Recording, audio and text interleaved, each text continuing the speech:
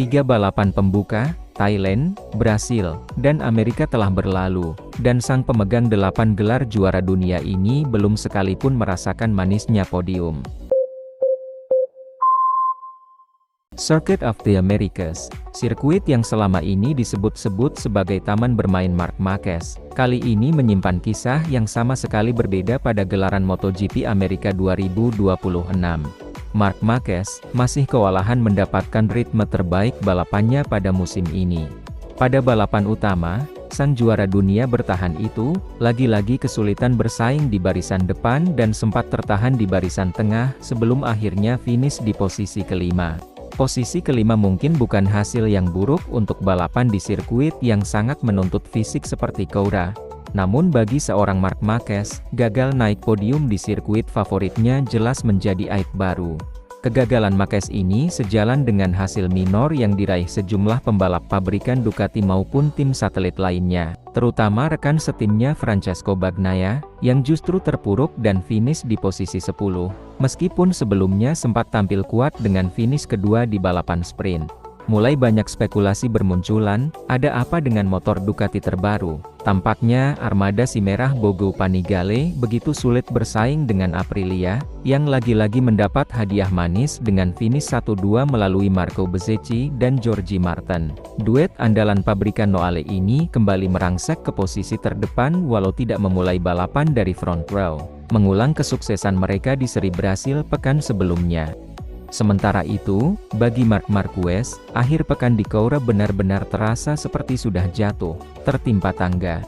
Peluangnya untuk menang di sirkuit andalannya itu sebenarnya sudah menipis sejak diterimanya hukuman long lap penalti akibat insiden senggolan dengan Fabio Di Giannantonio pada sesi sprint race. Sialnya, nasib buruk itu sudah dimulai sejak hari Jumat, saat ia tersungkur ke area gravel dan tampak kesakitan. Penderitaannya berlanjut hingga sprint race, ketika ia kembali crash di tikungan pertama pada lap pembuka saat mencoba memperbaiki posisi setelah start dari posisi keempat. Mengawali balapan utama dengan label pesakitan dan harus menjalani penalti panjang, Marquez sempat terlempar keluar 10 besar. Meski akhirnya mampu memperbaiki posisi dan mendulang 11 poin, ia nyatanya masih kurang kuat untuk menembus pembalap di depannya seperti Martin, Pedro Acosta, apalagi Bezzecchi yang melesat jauh di depan. Meski tampil di bawah kemampuan terbaiknya, Marc Marquez secara jujur mengakui bahwa timnya memang belum memiliki kapasitas untuk meraih kemenangan di seri ini.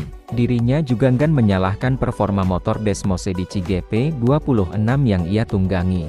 "Masalah utamanya ada pada saya sendiri, bukan motornya," ujar Marquez.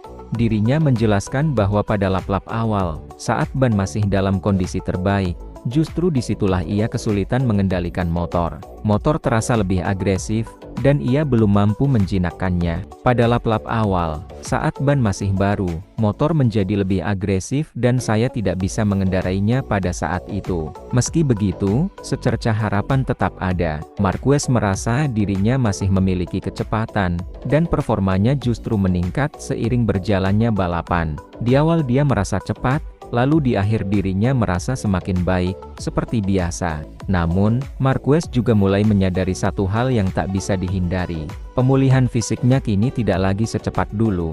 Di usia yang sudah 33 tahun, segalanya membutuhkan waktu lebih lama. "Sekarang kita punya waktu 3 minggu untuk mencoba memperbaiki putaran-putaran awal," ucap Marquez. Pada akhirnya, Marquez pun memilih untuk realistis. Terlepas dari semua drama crash, penalti, hingga kondisi fisik, dirinya tahu batas kemampuannya saat ini. Podium adalah target paling masuk akal. "Saya fokus pada balapan saya sendiri. Kami memang tidak memiliki kecepatan untuk menang. Tanpa penalti itu, kami mungkin akan berjuang untuk podium, tetapi bukan untuk kemenangan."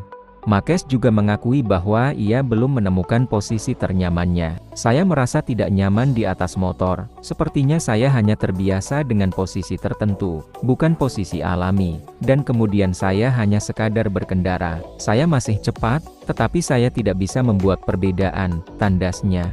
Marquez pun menyoroti pesatnya perkembangan Aprilia yang kini menjadi rival terkuat Ducati. "Mereka telah melangkah maju. Saya pikir ini adalah sebuah kombinasi. Anda melangkah sedikit lebih maju dengan motor, mendapatkan kepercayaan diri, dan secara otomatis Anda melaju jauh lebih cepat.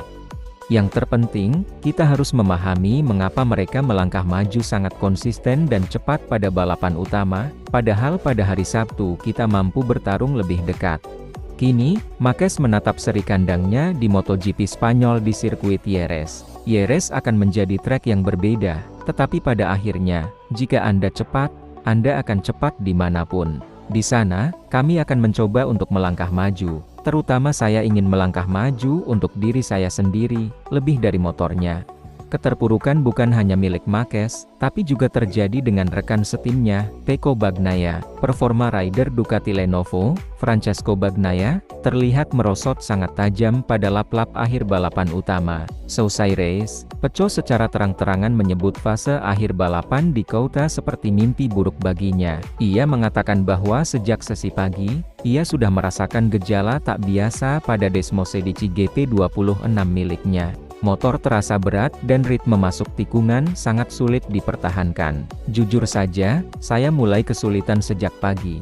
Bahkan saat pemanasan, saya merasa tidak seperti kemarin, motornya jauh lebih berat, keluh Bagnaia. Lalu saat balapan dimulai, saya merasa kondisi kurang baik. Cengkeraman ban belakang agak rendah, mungkin karena kondisi lintasan. Meski sempat berada di posisi kelima, Bagnaia tak mampu menahan serangan beruntun lawan. Dalam 3 lap terakhir, ia kehilangan 5 posisi sekaligus akibat degradasi ban yang parah.